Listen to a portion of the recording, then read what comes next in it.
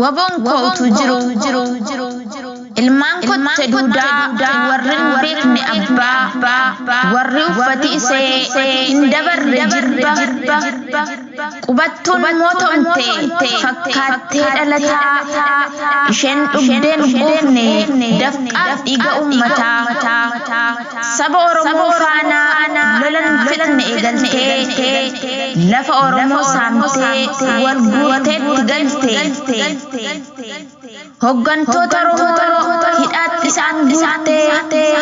gujiidhaaf wallaggaa fixuuf itti duulte mana haadha hiyyeessaa abiddaan jalaa guddee Oromoo buqqistee beelaan isaan fiddee neetworkii gurtee quunnamtii addaan guttee lagaaf amantiidhaan Oromoo addaan hirte utuu ilmaan Oromoo adamsitee qabdu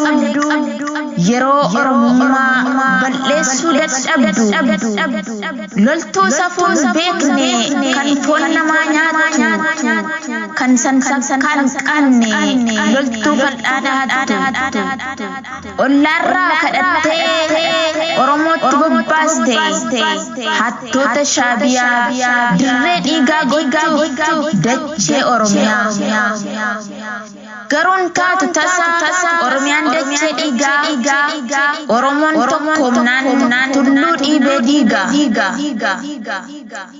waboon kootu jiru gootni abbaan biyyaa saba Oromoon fixxu bineensi Shaabiyaa yoomuun taatu biyyi koo Oromiyaan qeegaddaa bal'eessuuf hin jarjarin galtu ofumaan baddaa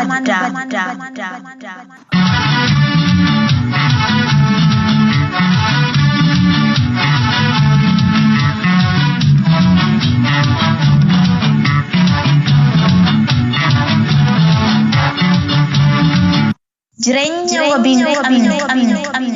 galaan hanganaatu roorroo alagaa baqaa gollichaaf gammee biran sololoo golboo dhaqa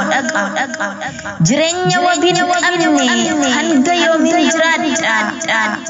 marroo koo bira dhaqee leenjii qawwee dhadhaa haa ga'u kana booda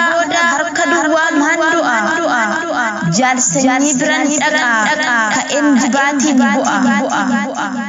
baraan man roobsu waan fokkuuti hin taatu mo'ii jalan hiriira ta'ee hungaatu bobbaasiif boruu biran deema hin taa'u callisee hin deebi'u boodatti wal argaan keenya taatu jaallan koo